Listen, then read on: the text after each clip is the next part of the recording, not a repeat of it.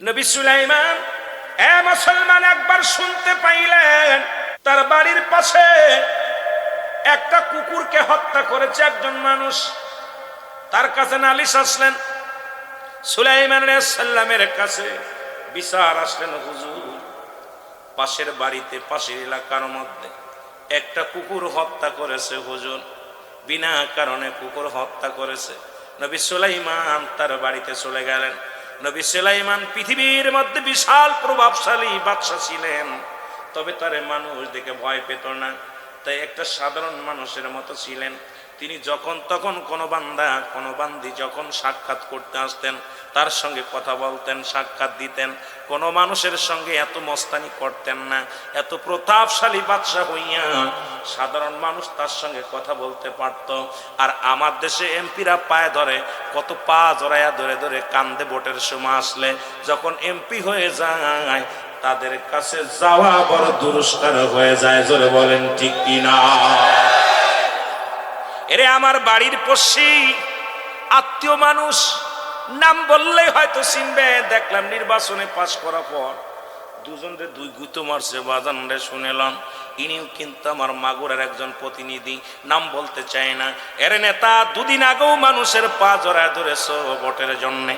যার ভ্যান চালকের গলা জড়ায় ধরেছ, রিক্সা চালকের গলা জড়ায় ধরেছ, ভাই বলেছ, বন্ধু বলেছ।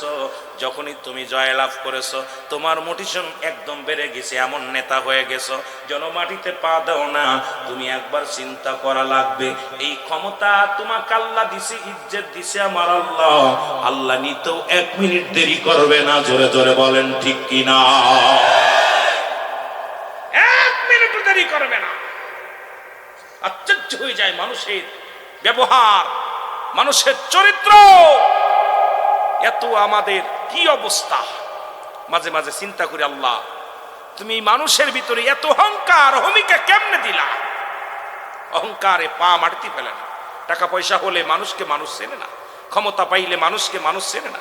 কিন্তু একবার চিন্তা করা উচিত যে আমার ক্ষমতা দুদিনের জন্য, 5 বছর 10 বছর, আমাকে চিরদিন শুতে হবে কবরে। জোরে বলেন ঠিক কিনা? মুসলমান গভীর মনোযোগ। নবী সুলাইমান বললেন, তোমাদের সব এলাকার মানুষদেরকে ডাকো। সবাইকে ডাকলেন। নবী সুলাইমান বিচার করবেন, বিনা কারণে কুকুর হত্যা করেছে। নবী সুলাইমান নবী লোকজন আসলেন, বললেন, শুনে নাও, পৃথিবীর মধ্যে 5টা প্রাণী যদি কোনো মানুষের বিরুদ্ধে অভিযোগ করে, নালিশ দেয়, আল্লাহর দরবারে যদি বরদোয়া করে, সঙ্গে সঙ্গে বরদোয়া লেগে যায়। আবার এই 5টা প্রাণী যদি পৃথিবীর মধ্যে কোনো মানুষের জন্য দোয়া করে, আমার আল্লাহ সঙ্গে সঙ্গে কবুল করে নেয়। কারণ আমি নবী সুলাইমানকে সমস্ত প্রাণীর ভাষা, সমস্ত প্রাণীর কথাবার্তা বোঝার ক্ষমতা দিয়েছে আমার আল্লাহ। জোরে বলেন মারহাবা। লোকজন বলেন, হুজুর তার মধ্যে কি কি প্রাণী? নবী সুলাইমান বললেন, 1 নম্বরে হলো কবুতর। 1 নম্বরে হলো কবুতর। পৃথিবীর মধ্যে মানুষের চাইতে কবুতর আল্লাহ জিকির করে বেশি, যতক্ষণ পর্যন্ত কবুতর না ঘুমায়। 5টা প্রাণী শুনে নেন। যিনি নবী করিম সাল্লাল্লাহু আলাইহি ওয়াসাল্লাম হিজরতের সময় মক্কা থেকে মদিনায় যখন গিয়েছিলেন, তখনও আমার নবীজিকে কি করলেন? সাহায্যের জন্য কবুতর যায় একটা বাসা বানাইলেন। বাসা বানাইয়া ডিম পাড়লেন। মুসলমান কবুতর ডিম পারিয়া তা দিতেছিলেন বসে বসে। কারণ রহমতের নবীর সাহায্যের জন্য আমার আল্লাহ দরবারে বলেছিল, কবুতর আমার আল্লাহ, ও আমার আল্লাহ, এই পৃথিবীর মধ্যে আপনার হাবিব জিয়ারত করে রওনা হয়ে গেল। আল্লাহ মক্কা থেকে মদিনার দিকে যায়, ফিরে বারে বারে দেশের দিকে ফিরে ফিরে নবীজি চায়। আল্লাহ শত্রু পক্ষ লিগেছে পিছে, না জানে আমার নবীজিকে ঘায়েল করবে। আল্লাহ আমাকে একটু সুযোগ দাও, যে গর্তের মধ্যে নবীজি ঢুকেছে ওই গর্তের মধ্যে বাসা বানায়া আমি ডিম পারবো। কবুতর শুধু বাসা বানাইলেন। মুসলমান শুধু 3টা নয়, শুনে নেন শুনে নেন। ওখানে মাকড়সা এসে বাসা বানাইলেন। মাকড়সা মুসলমান জাল বানাইলেন, জাল বানাইলেন। এরপরে কবুতর আসিয়া বাসা বানাইয়া ডিম পাড়িয়া তা দিলেন। নবীজি সাহায্য পাইলেন। এবার কবুতরকে আমার আল্লাহ বললেন, কবুতর রে, তুমি আমার হাবিবকে সাহায্য করেছো, তুমি বিনিময়ে কি চাও? কবুতর বলে, ইয়া রাসূলুল্লাহ, ইয়া হাবিবাল্লাহ, আপনার হাবিবকে আমি সাহায্য করেছি, বিনিময়ে আমি কিচ্ছু চাই না ইয়া রাসূলুল্লাহ ইয়া হাবিবাল্লাহ। আল্লাহ নবী গো, আমার নবীর আমি সাহায্য করেছি আমার আল্লাহ আপনার হাবিবের সাহায্যের জন্য, রহমতের নবী, নবীদের নবী, তাকে আমি সাহায্য করতে পেরে আমি কবুতরের জিন্দেগি ধন্য হয়েছি। আর আমার আল্লাহ আমি আপনার কাছে কিছু চাই না। আমার আল্লাহ কয়, ও কবুতর শুনে নাও, তোমাকে আমি ঋণী আমার নবীর কাছে ঋণী হতে দিব না, আমার নবীরে তোমার কাছে ঋণী হতে দিব না। কিয়ামত পর্যন্ত তোমার কোনো বাসা বানানো লাগবে না, কিয়ামত পর্যন্ত তোমার বাসা শুধু মানুষে বানাবে, তুমি আরামসে বাস করবা। জোরে জোরে চিল্লায়া বলা যাবে না আমার হাওয়া। এই জন্য কবুতরের বাসা কিন্তু মানুষে বানায়। বাদানটা শুনে নেন, কবুতরের দাম, কবুতরের মূল্য। মুসলমান, পৃথিবীর সমস্ত মানুষ কেউ লোহা দিয়ে বানায়, কেউ টিন দিয়ে বানায়, কেউ তক্তা দিয়ে বানায়। যদিও কিছু দিয়ে বানাইতে না পারে, দেখবেন কবুতরের জন্য একটা ঝুড়ি পেতে দেয়, নিচে একটা ঝুড়ি পেতে দেয়, ঝুড়ির মধ্যে ডিম পাড়ে তা দেয়। জোরে বলেন ঠিক কিনা? কারণ কবুতরের বাসা জীবনেও কবুতর বানায় না, কবুতরের বাসা লোকে বানায়, মানুষে বানায়। কিয়ামত পর্যন্ত কবুতরকে আল্লাহ সম্মান দিছে, কারণ ইজ্জত দিছে। কবুতর নিজের ঘর নিজে বানাবে না, পরে বানায় দিবে। জোরে বলেন মারহাবা। তাই নয়, মাকড়সা বলে আল্লাহ, এই মাকড়সা বলে আল্লাহ, আমার আল্লাহ বলে মাকড়সারে তুমি জাল বানাইলা, তুমি তো কত কষ্ট করলা, আমার হাবিবরে তুমি সাহায্য করেছো, কি চাও তুমি বলো? মাকড়সা বলে, আমার আল্লাহ আমি কিচ্ছু চাই না, আমি মাখলুক হইয়া আপনার হাবিবরে কুল কায়নাতের নবী, নবীদের নবী, রাহমাতুল লিল আলামিনকে সাহায্য করেছি, আমি বিনিময় কিচ্ছু চাই না। আল্লাহ বলে, আমার হাবিবকে তোমাদের কাছে ঋণী হতে পারবে না, কারণ কিয়ামত পর্যন্ত তুমি শুধু বাসা বানাইবা, খাবার টেনশন করা লাগবে না।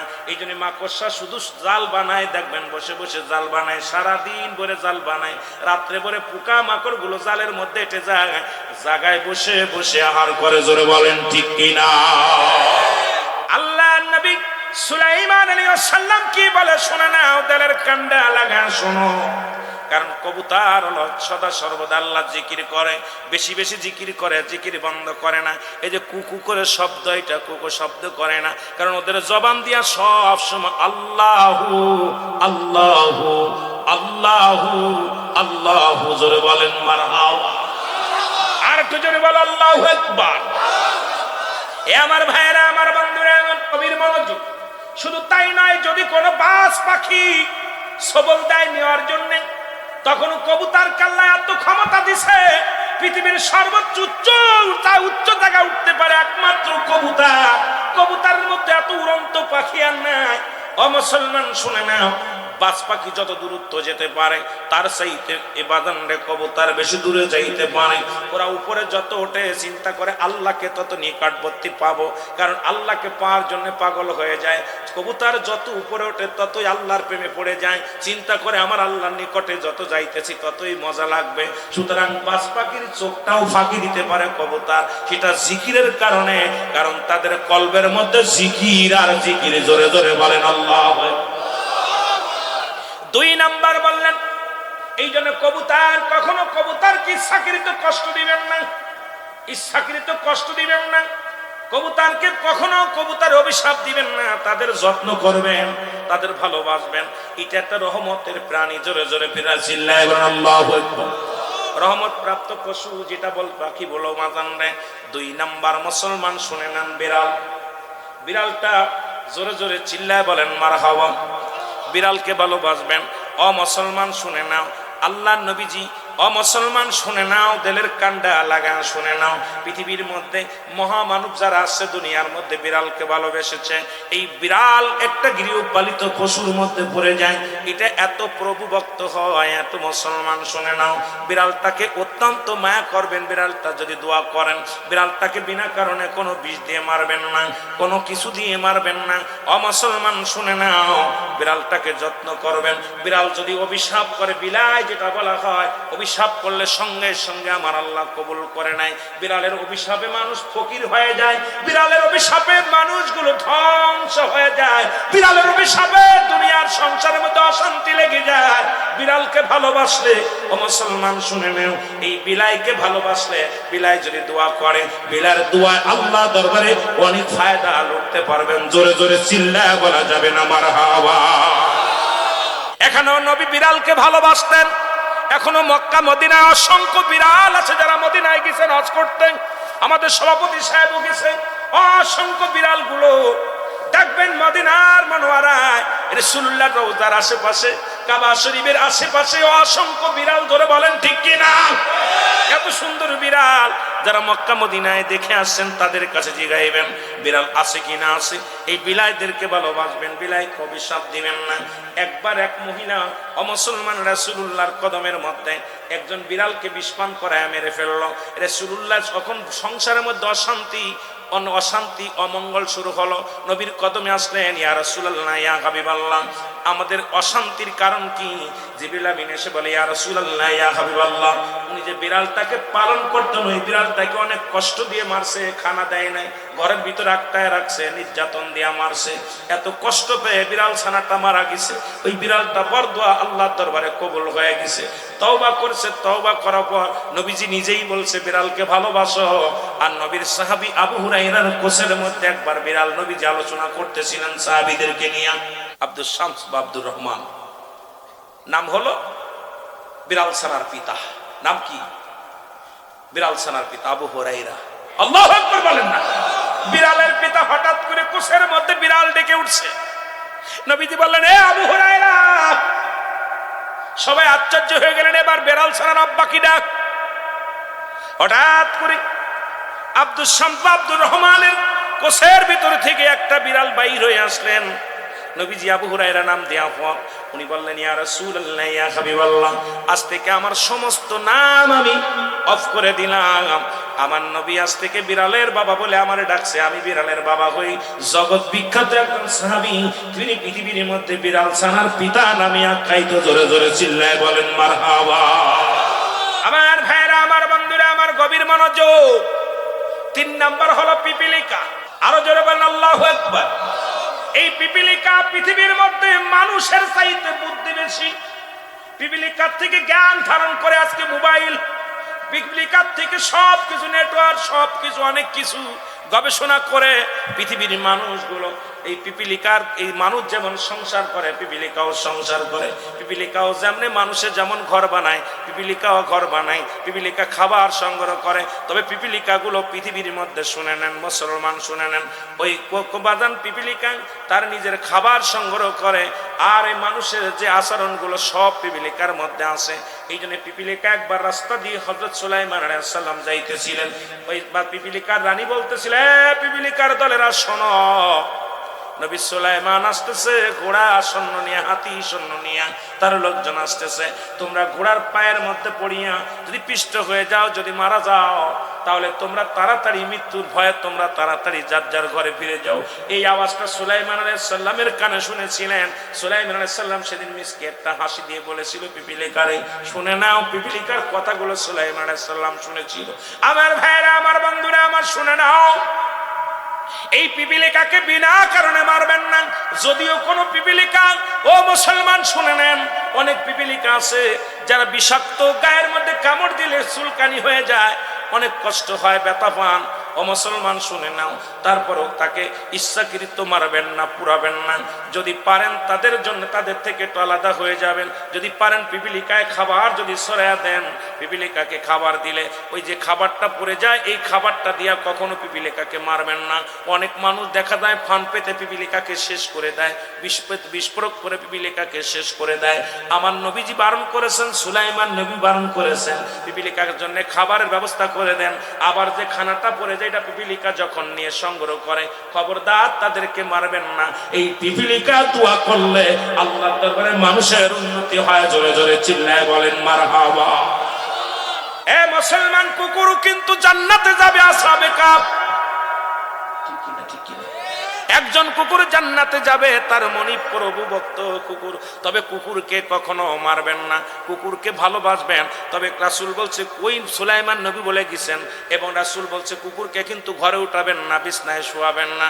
এখন আমাদের দেশের মানুষ কুকুরকে ঘৃণা করেন না, কুকুরকে পালন করেন। কুকুর ভালোবাসবেন, কুকুরের ভালোবাসায় কোনো ক্ষতি নাই, তবে কুকুরকে বিছনায় শুতে দিবেন না। কুকুরকে নিয়ে মানুষ যেমনি বসবাস করে এরকম বসবাস করবেন না। কুকুরের নালাটা অপবিত্র, সুতরাং কুকুরের নালা, ওই যে নালাটা, এটা সম্পূর্ণ নাপাক।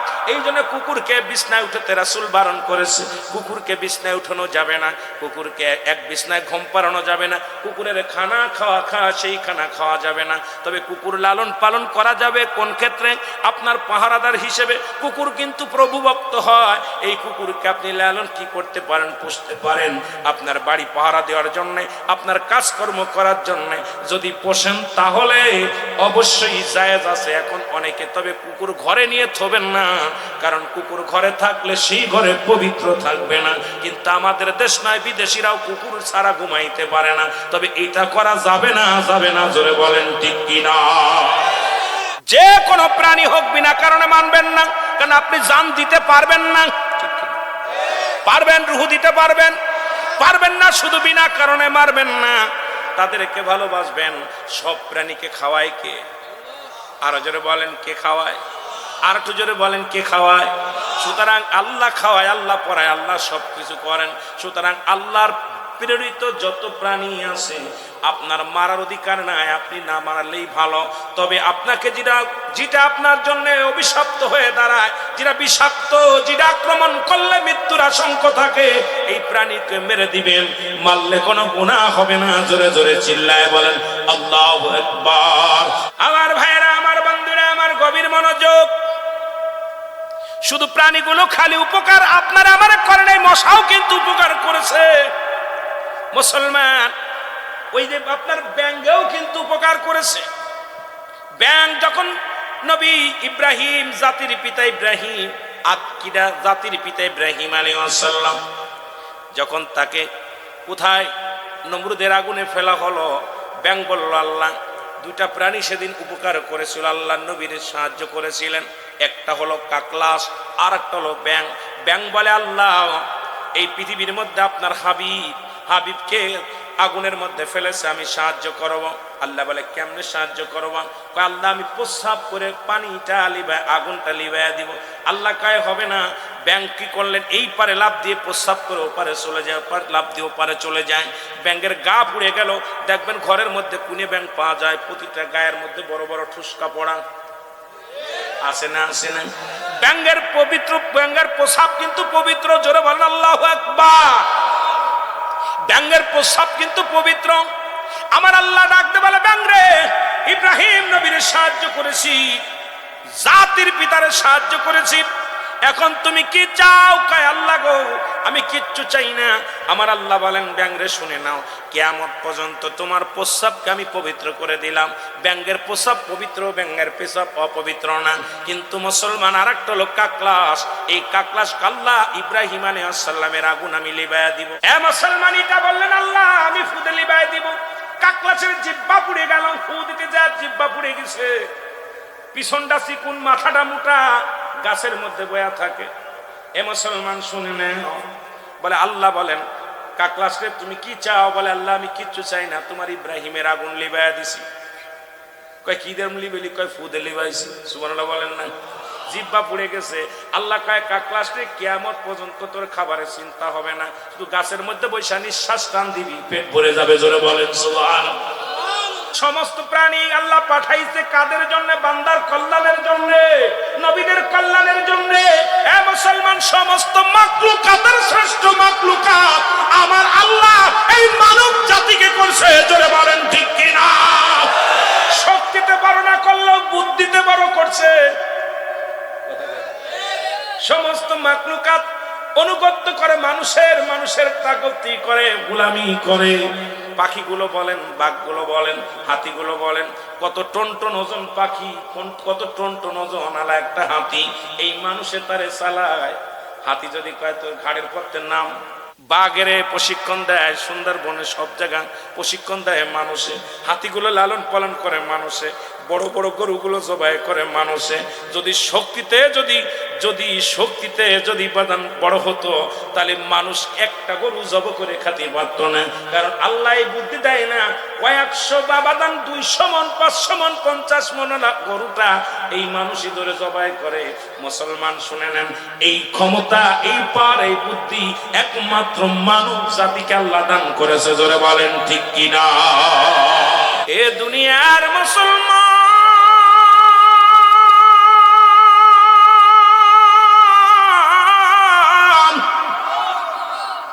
আমার আলোচনায় ফিরে যায়, যদি সময় পাবার আসবো গো, প্রতিটা প্রাণীর মৃত্যু স্বাদ গ্রহণ করতে হবে, এর মধ্যে কোনো সন্দেহ নাই। মানুষের মৃত্যু হয় দুইটা টাইমে, একটা হলো রাতের বেলা, একটা হলো দিনের বেলা। একটা হলো দিনের বেলা, একটা হলো রাতের বেলা। ও মুসলমান, দিলের কান্ডা লাগা শুনে নাও, পৃথিবীর মধ্যে 2-3টা বিপদ। নাম্বার 1 হলো মানুষের মরণ, নাম্বার 2 হলো কবর, নাম্বার 3 হলো কিয়ামতের ময়দান। এই 3টা বিপদ মানুষের বড় বিপদ। এর আল্লামা মুফতি আমজাদ আলী সাহেব একটা কিতাব লেখছে গো, এই কিতাবের নাম বারে শরিয়াত। এই কিতাবের মধ্যে লিখতে যা বললেন, দুনিয়ার মানুষ শোনো, একটা সাধারণ মৃত্যু, 70টা তাজা উটের গায়ের চামড়া জবাই না করিয়া উল্টো দিকে টান মারিয়া লবণ আর মরিচ লাগা দিলে যতটুক যন্ত্রণা হয়,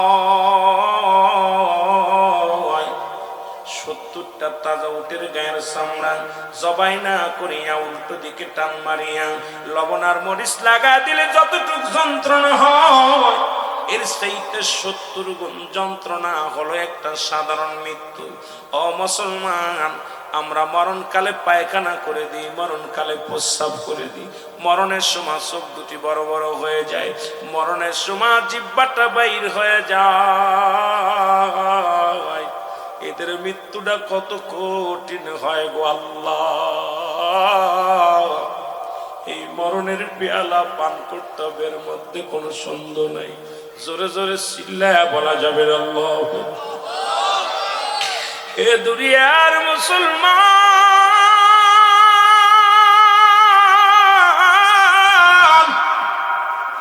এই দুনিয়ায় আসার সিরিয়াল আছে, যার কোনো সিরিয়াল নাই। দেখা যায় বাবা জিন্দা, সন্তান নাই, সন্তান জিন্দা, বাবা নাই। বাবার লাশ সন্তানের কাঁধে, সন্তানের লাশ বাবার কাঁধে। ও মুসলমান, বাবার লাশটা সন্তান কাঁধে নিচে, সেই বাবাই জানে সন্তানের লাশ কত ভারী, বাবার লাশটা কত ভারী ওই সন্তানে জানে।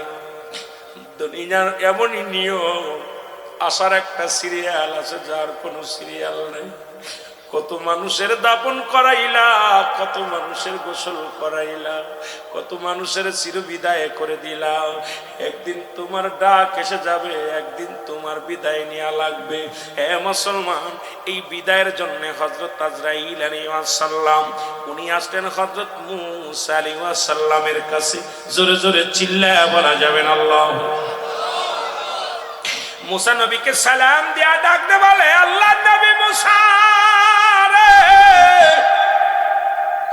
আমি আজরাইল এসেছি আপনার রূহটা নেওয়ার জন্য, আপনার সঙ্গে কথা বলে সালাম দিলাম, এখন আপনার রূহটা আমি কবজ করব। এ দুনিয়ার মুসলমান, দিলের কান্ডা লাগা শোন। মুসা আলাইহিস সালাম বলে, আজরাইল আগে বলো, আমার জানটা তুমি নিবা, রূহটা বাইর করবা কোন জায়গা দিয়া? আজরাইল কয়, আল্লাহর নবী গো, আমি আপনার জানটা নিব মুখ দিয়া। কি দিয়া নিব? আপনার মুখ দিয়ে নেব।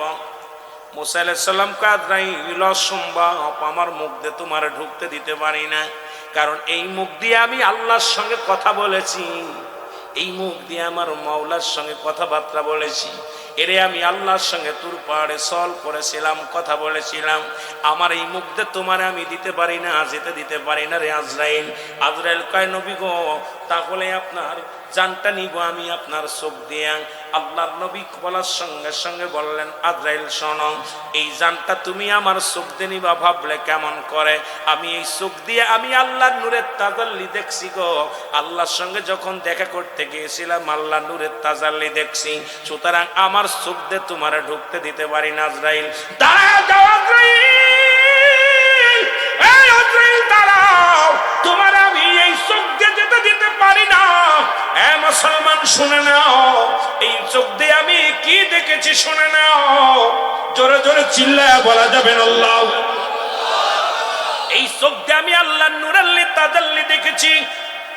কয় নবী গো, তাহলে আপনার রূহটা নিব আমি আপনার নাক দিয়ে ঢোক। আই মুসা আলাইহিস সালাম, আজরাইল দাঁড়াও, আমার নাক দিয়ে তোমার ঢুকতে দিতে পারি না, কারণ আল্লাহ রাব্বুল আলামিনের সঙ্গে যখন দিদার করেছিলাম এই নাক দিয়ে আমি জান্নাতে ঘিরান নিয়েছিলাম। ওই যখন আমি আল্লাহর সঙ্গে দিদার করেছিলাম তখন আমি ওই করতুর পাহাড়ের মধ্যে যখন দাঁড়াইলাম তখন আমার আল্লাহ পাকে যখন আসলেন আমার সঙ্গে দেখা করার জন্য, এমন একটা ঘিরান এসে আমার নাকে লাগছে। আমি আমার মালিকরে জিগাইলাম, মালিক গো এটা কিসের ঘিরান? কয় মুসারে এটা জান্নাতে ঘিরান, জান্নাতি খুশবের ঘিরান। আজরাইল দাঁড়াও, তুমি আমার নাক দিয়ে ঢুকতে পারো না। আজরাইল কয় নবী মুসা চুপ করো, আমার হুকুম হয়েছে, আমার ইচ্ছা জমিন দিয়ে সেমিন দিয়ে আমি নিব, যেখান দিয়ে ঢুকার দরকার সেমিন দিয়ে ঢুকবো, কথা বলো না। এই আজরাইল দাঁড়াও। আজরাইল যখন মুসা আলাইহিস সালামকে ধমক দিছে, মুসা আলাইহিস সালাম রাগান্বিত হইয়া আজরাইলকে এমন একটা থাপ্পড় লাগাইছে, এক থাপ্পড়ে আজরাইলের চোখ দুটি কানা হয়ে গেছে। জোরে জোরে চিল্লায়া বলা যাবে না মারহাবা। আল্লাহ বলে আজরাইলে দাঁড়া, কয় কি হয়েছে? আল্লাহ এত জোরে এক থাপ্পড় লাগাইছে, আরে আমি আজরাইল কানা হয়ে গেছে, চোখ দুটি উপড়ে গেছে। আল্লাহ আজরাইল এদিকে, তোর চোখ দুটি আমি আমার হাবিবের খাতিরে ছেড়ে দিলাম, যা। সঙ্গে সঙ্গে আজরাইলের চোখ দুটি ভালো হয়ে গেছে। জোরে বলেন মারহাবা। আল্লাহ রাব্বুল আলামিন কুদরতি হাত দিয়ে আজরাইলের চোখ দুটি ছেড়ে দিলেন। কয় আমার ওই বন্ধুদের খাতিরে আর পৃথিবীতে যত নবী পাঠাইলাম সমস্ত নবীদের চাইতে একটু রাগী হলো আমার নবী মুসা। আমার দোস্ত একটু রাগান্বিত করা একটু বেশি। তোর আর আজরাইলে তোর জানটা মুসা নবীর নেওয়া লাগবে না। মুসা নবীর সঙ্গে এখন দেখাশোনা আমি করব, তার রুহটা আমি নিব, আমি তার সঙ্গে জানটা কবজ করব। তোর আর যা লাগবে না আমার নবীর মুসার কাছে। যেহেতু আমার নবী মুসা খুব রাগান্বিত মানুষ, এখন তোরে থাপড় মারছে, না পালি তোরে মেরে ফেলবে, তোর আর যাওয়ার দরকার নাই। এখন মুসার লগে আমার হবে সাক্ষাৎ। জোরে বলেন মারহাবা।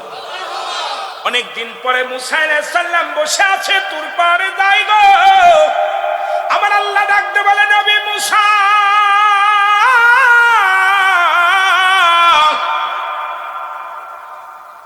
মুসা রে, আজকে আমি একটু তোমার সাথে কথা বলতে চাই। মুসা কাল্লে কি শুনাইলা, তারপরও যদি মরণ হয়, এতদিন হায়াত করার পরও যদি মরণ হয় তাহলে বেঁচে লাভ কি? যেতে যেহেতু হবে তাহলে আর বেঁচে লাভ কি রে আল্লাহ? আরে দুনিয়ার জিন্দেগি ভালো লাগে না, কাজকর্ম করা লাগে, ইবাদত বন্দেগি করা লাগে, ওর চাইতে তুমি নিয়ে যাই ভালো। জোরে বলেন আল্লাহু আকবার। হায়াত দিবা পশুর গায়ে পশম বরাবর পর্যন্ত, কিন্তু তারপরেও তো মৃত্যু হবে।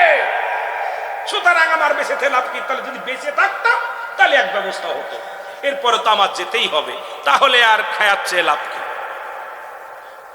এবার মুসা আলাইহিস সালাম বৃদ্ধ হয়ে গেলেন, লাঠি দিয়া ভর দিয়া হাঁটে। হঠাৎ একদিন মনটা খারাপ হয়ে গেছে, মুসা আলাইহিস সালাম ডাকতে বলে, আমার আল্লাহ, শেষ বয়সে আর একটা বার আপনার সঙ্গে দেখা করতে চাই, দিদার করতে চাই। আমি আপনার কাছে চাওয়া আমার মরণের আগে, আমার মরণের আগে, না জানি কখন মরণ হয়, এই মরার আগে একবার আপনার সাথে একটু সাক্ষাৎ করতে চাই। আল্লাহ কয় তুর পাহাড়ে আয়। মুসা নবীর তুর পাহাড়ে নিয়ে গেলেন, অনেক কষ্ট করে তুর পাহাড় উঠলেন, লাঠিকানা বর দিয়ে অনেক কষ্ট করে তুর পাহাড় উঠছে। আল্লাহর সঙ্গে অনেক আলাপ হলো, অনেক বিষয় নিয়ে কথা হলো আল্লাহর সঙ্গে, সুবহানাল্লাহ বলেন। আল্লাহর সঙ্গে অনেক বিষয় নিয়ে আলাপ হলো। এবার মুসা নবী আল্লাহ আমি এবার বিদায় নি। কয় বিদায় নিবা, হাতের মধ্যে কি? কয় লাঠি। কয় লাঠি দিয়ে একটা পাহাড়ের উপরে বাড়ি মারো। বাড়ি মারলেন, একটা বাড়ি মারছে। বাড়ি মারা পর দেখে হঠাৎ করে একটা নদী হয়ে গেছে। মুসা নবী আশ্চর্য হয়ে গেল, পাহাড়ের মধ্যে নদী। আল্লাহ এত সুন্দর চমৎকার একটা নদী। আল্লাহ কয় মুসারে ওই নদীর পানির মধ্যে বাড়ি মারো। পানির মধ্যে বাড়ি মারলেন। বাড়ি মারার পর দেখতে পেলেন বিশাল একটা পাথর আসলো। এই পাথরখানা দেখা পর মুসা আলাইহিস সালাম বলে, আল্লাহ পাথর তো চমৎকার একটা পাথর নদীর মধ্যে ভেসে আসলো, তবে একটা কথা বলি আল্লাহ, আমার বনি ইসরায়েলের যত কমের লোক আছে আল্লাহ সবার খাবারের ব্যবস্থা করে দিবা, সবার রিজিকের সন্ধান করে দিবা। আল্লাহ আল্লাহ তুমি আমার কোনো মাকলুকাতকে, তোমার কোনো মাকলুকাতকে না খয়া রাখবা না, আমার কোনো কমের লোকের না খয়া রাখবা না।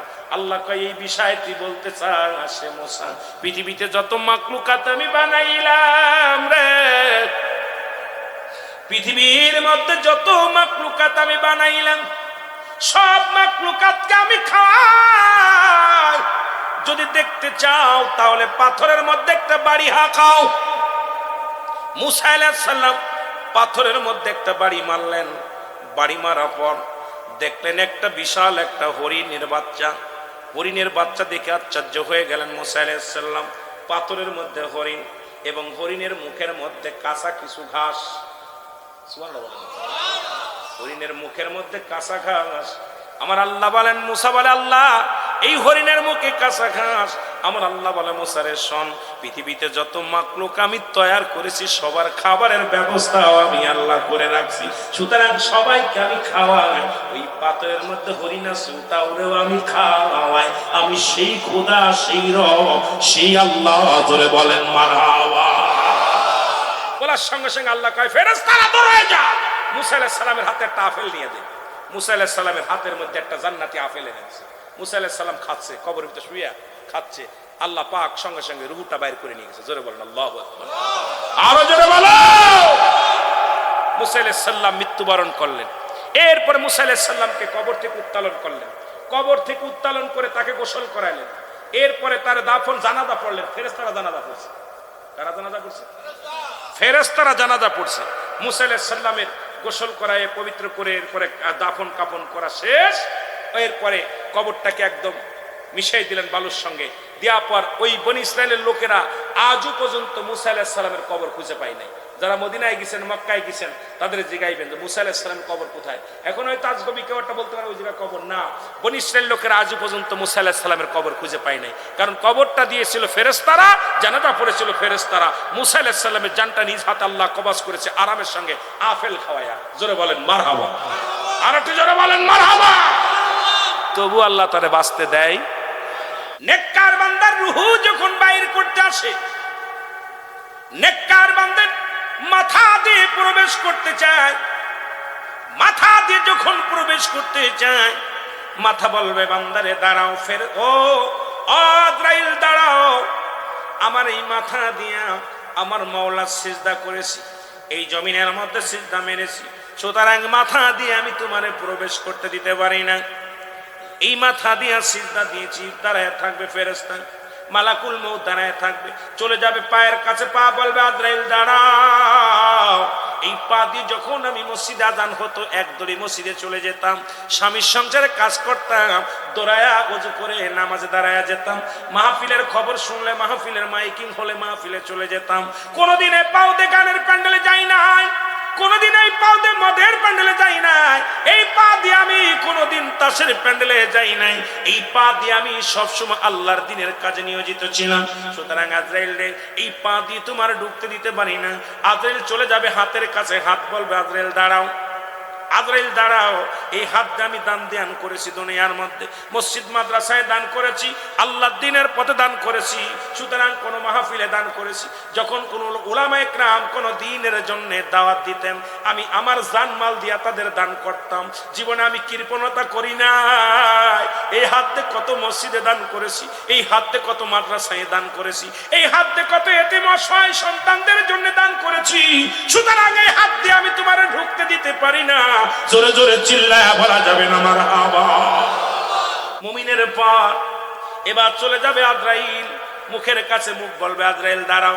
এই মুখ দিয়ে আমি কোনোদিন কাউকে গালি দিই নাই, এই মুখ দিয়ে কোনোদিন বিড়ি টানি নাই, মুখ দিয়ে কোনোদিন গাঁজা খাই নাই, এই মুখ দিয়ে আমি আল্লাহর কুরআন পড়েছি, এই মুখ দিয়ে আমি আল্লাহর জিকির করেছি, এই মুখ দিয়ে আমি হালাল বস্তু খেয়েছি, কোনোদিন হারাম বস্তু খাই নাই, এই মুখ দিয়ে আমি মাওলার জিকিরে পাগল ছিলাম, এই মুখ দিয়ে আমি তোমারে ঢুকতে দিতে পারি না। আজরাইল দাঁড়াও। আজরাইল ওখান থেকে ফিরে চলে যাবে। আজরাইল চলে যাবে কোথায়? কানের কাছে। কান বলবে আজরাইল দাঁড়াও। এই কান দিয়ে আমি কোনোদিন গান বাজনা শুনি নাই, এই কান দিয়ে যখন আযান শুনেছি, এই কান দিয়ে কোরআন শুনেছি, এই কান দিয়ে যখন উলামায়ে কেরাম আলোচনা করতে এটা শুনতাম, সুতরাং আমার কান দিয়ে তোমার ঢুকতে দিতে পারি না। আজরাইল দাঁড়াও। চলে যাবে কানাক মুসলমান, চলে চোখের কাছে। চোখ বলবে আজরাইল দাঁড়াও।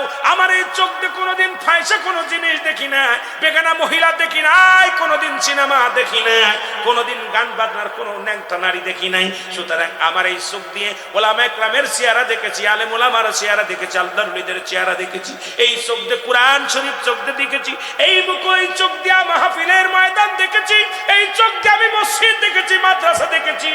সুতরাং এই চোখ দিয়ে তোমার ঢুকতে দিতে পারি না। আজরাইল দাঁড়াও। আজরাইল সব জায়গা থেকে যখন ফেরত আসবে, আমার আল্লাহ বলবে আজরাইল দাঁড়াও। ও আজরাইল, কারণ আমার বান্দা আমার প্রেমে পাগল ছিল, তোমার রূহটা নিতে দেবে না। তুমি যাও, জান্নাতে চলে যাও। জান্নাতে যাইয়া ডান হাতের মধ্যে জান্নাত নাও। ইদ্দাতুলিল মুমিনিন। জোরে জোরে চিল্লায় বলেন মারহাবা। আজরাইল রে, জান্নাতি মানুষ ওই আমার বান্দা আমার পাগল ছিল, মুমিন ছিল। সুতরাং একটা জান্নাত তুমি হাতের মধ্যে নাও। আটটা জান্নাত নিবে ডান হাতের মধ্যে, বাম হাতের মধ্যে সাতটা জাহান্নাম নিয়ে রওনা হয়ে যাবে। আল্লাহ বলবে দাঁড়াও আজরাইল, আমার বান্দা জান্নাতের আশায় আমল করে না, আমার বান্দা দুনিয়ার প্রেমে ছিল, আমার প্রেমে ছিল, আমার রাসূলের ভালোবাসায় ছিল। দুনিয়ার মধ্যে এই রূহটা তুমি আনতে গেলে তোমাকে রূহটা দিবে না। কারণ আজরাইল রে দাঁড়াও, আমার বান্দা ছিল আমার প্রেমিক, তুমি দরজার উপরে লিখে দাও আল্লাহু আকবার। দরজা জান্নাতের গেটের মধ্যে লেখা থাকবে বড় হক করে আল্লাহু আকবার। মাঝ দরজার মধ্যে লেখা থাকবে লা ইলাহা ইল্লাল্লাহু মুহাম্মাদুর রাসূলুল্লাহ। জোরে জোরে চিল্লায়া বলেন সাল্লাল্লাহু আলাইহি ওয়াসাল্লাম। বান্দা এইবার বান্দার সামনে চলে যাও, সালাম বিনিময় করবা। সালাম বিনিময় করে বলে বান্দা, আল্লাহর বান্দা, এ মুসলমান শুনে নাও। আব্দুল মালিক শফি সাহেব শোনেন, দাঁড়ায় গেছে আব্দুল মালিক সাহেবের সামনে আজরাইল। আজরাইল আসা পর বলে আজরাইল এই মাত্র তোরে তাড়ায়া দিলাম, আবার কেন আসলি? কয় আমি আপনার রূহটা নেওয়ার জন্য আসি নাই, আপনাকে দেখাইতে আসি। দেখেন কত সুন্দর জান্নাত, কত সুন্দর জাহান্নাম। আল্লাহর কথা যদি আমাকে আজরাইল আমাকে যদি বাধা দেন, জাহান্নাম হবে একমাত্র ঠিকানা। আজরাইল কথা বলার সঙ্গে সঙ্গে বান্দা, ইমানদার বান্দা জাহান্নামের দিকে ঝুঁকবে। আমার আল্লাহ বলবে আজরাইল রে, ও আজরাইল হাত না হাত বন্ধ কর। আমার ওই ইমানদার বান্দা যদি জান্নাত জাহান্নামের দিকে ঝুঁকে যায়, জাহান্নামের আগুনগুলো আমি চিরতরে বন্ধ করে দিব। জোরে বলো মারহাবা। বন্ধ করে দিব। তাকাও আমার ভাইরা, আমার বন্ধুরা, আমার এবার দেখাবে জান্নাত। বান্দা বলবে, আব্দুল মালিক সাহেব বলবে আজরাইল তুই আমারে কি জান্নাত দেখাস? আমি জান্নাতের আশায় আমল করি নাই, আমি আমার মাওলার প্রেমিক ছিলাম, আমি আমার নবীর ভালোবাসার প্রেমিক ছিলাম, আমি আল্লাহকে ভালোবেসে শীতের রাত্রে নামাজ ছাড়ি নাই। আল্লাহকে ভালোবেসে জীবনে হারাম খাই নাই, আল্লাহকে ভালোবেসে কোনোদিন আমি অন্যায় করি নাই, আল্লাহর প্রেমের মালা গলায় নিয়ে আমি দুনিয়ার মধ্যে অন্যায় পথে চলি নাই। সুতরাং আমি আমার আল্লাহর পাগল। আল্লাহ আমাকে জাহান্নামে দিলেও আমি বেজার নয়, আল্লাহ আমাকে জান্নাত দিলেও আমি এটার আশা করি নয়। আমার আল্লাহ যেখানে দিয়ে শান্তি পায় আমি সেখানেই শান্তি পাবো, তবু আমার আল্লাহর দিদার ছাড়া আমি কিচ্ছু চাই না। জোরে জোরে চিল্লায় বলা যাবে না মারহাবা। আজরাইল আলাইহিস সালাম দেখাইবে জান্নাত, জান্নাত যখন দেখাইবে উপরে গেটে থাকবে আল্লাহু আকবার, জোরে বলো আল্লাহ, আল্লাহু আকবার। আজরাইলকে বলবে আজরাইল রে তাড়াতাড়ি ঢুকে যা, আমার বান্দা চোখ দিয়ে দেখছে আমার নাম, মুখ দিয়ে পড়েছে আমার নাম, এবার কালেমা পড়বে লা ইলাহা ইল্লাল্লাহু মুহাম্মাদ। এ মুসলমান, রূহটা বাইর হয়ে যাবে, আজরাইল জানটা ধরে বাইর করে নিয়ে যাবে, আসানের সঙ্গে নিয়ে যাবে। এই আসান মৃত্যুটা হলো 70 তাজা উটের গায়ের চামড়া জবাই না করিয়া উল্টো দিকে টান দিয়ে লবণ আর মরিচ লাগায় দিলে যতটুক যন্ত্রণা হয় এর চাইতে 70 গুণ যন্ত্রণা হলো একটা সাধারণ মৃত্যু। এই মরণের কথা বলতে গেলে অনেক কথা এসে যায় রে মুসলমান। একজন নবী এখনো জান্নাতের মধ্যে আছে জীবিত অবস্থা, ইদ্রিস আলাইহিস সালাম। আল্লাহ ডাকতে বলে বন্ধু তুমি জান্নাতের মধ্যে কেমনে আছো? বলে আল্লাহ অনেক ভালো আছি, নিয়ামত পেয়েছি, হাঁকা যা অনেক নিয়ামত পেয়েছি। আল্লাহ বলে বন্ধু রে তুমি জান্নাত পেয়ে খুশি? কয় আল্লাহ আমি খুশি হয়েছি, তবে তোমার আজরাইল আমার সঙ্গে ভালো ব্যবহার করে না। আল্লাহ বলে আজরাইল জলদি যা, আমার নবীরে জানায় হযরত ইদ্রিস আলাইহিস সালামের কাছে আজরাইল আলাইহিস সালাম হাজির হয়ে গেছে। আজরাইল ডাকতে বলে আল্লাহর নবী ইদ্রিস আলাইহিস সালাম আপনি আমার কাছে কি জানতে চান? আজরাইল বলে আল্লাহর নবী বলে আজরাইল রে আগে বলো তুমি আমার রূহটা কেমনে বাইর করেছো? আজরাইল বলে হুজুর এই পৃথিবীর সমস্ত মানুষের রূহ কবজ করার জন্য আমি দুনিয়ার মধ্যে আসি না, এই জমিনের মধ্যে থাকে আমার পা, আসমানে থাকে আমার মাথা। এই পৃথিবীর সমস্ত পানি যদি আমার মাথায় ঢেলে দেয়া হয় একটু পানি গড়ায়া পড়বে না জমিনের মধ্যে। আমি এত বড় দানব, একমাত্র ইমানদারের রূহটা বাইর করার জন্য আমি জগতের মধ্যে আসি, দুনিয়ার মধ্যে আসি। বেঈমানদের রূহটা আমি দুনিয়ার মধ্যে সে কবজ করি না। ওই আসমান থেকে একটা চিৎকার মারি, একটা হুক্কার মারি, সঙ্গে সঙ্গে কলিজাটা ফেটে যায়, কান্দে রক্ত বাইর হয়, চোখ দিয়ে রক্ত বাইর হয়ে যায়, গাল দিয়ে রক্ত বাইর হয়ে যায়, কান দিয়া রক্ত বাইর হয়ে যায়। ইমানদারের রূহটা নাই আসানের সঙ্গে, বেঈমানদের রূহটা নাই জোর করে। মুসলমান শোনো, ইদ্রিস আলাইহিস সালাম বলে আজরাইল রে আগে বলো আমার রূহটা তুমি কেমনে বাইর করেছো? আজরাইল বলে হুজুর মায়ের বুকে দুধ খাইতে খাইতে সন্তান যেমনি ঘুমায়া যায় আপনার রূহটা আমি তেমনি বাইর করেছি নবী গো, আপনাকে কোনো কষ্ট দিই নাই। ইদ্রিস আলাইহিস সালাম একটা চিৎকার মেরে বলে আজরাইল এই যন্ত্রণা যদি এত কঠিন হয় রে, যাদেরকে তুমি যন্ত্রণা দিয়া কষ্ট দিয়ে তুমি মালাকুল মউত যাদের রূহটা বাইর করে নিয়ে যাও তাদের কত কষ্ট হয়।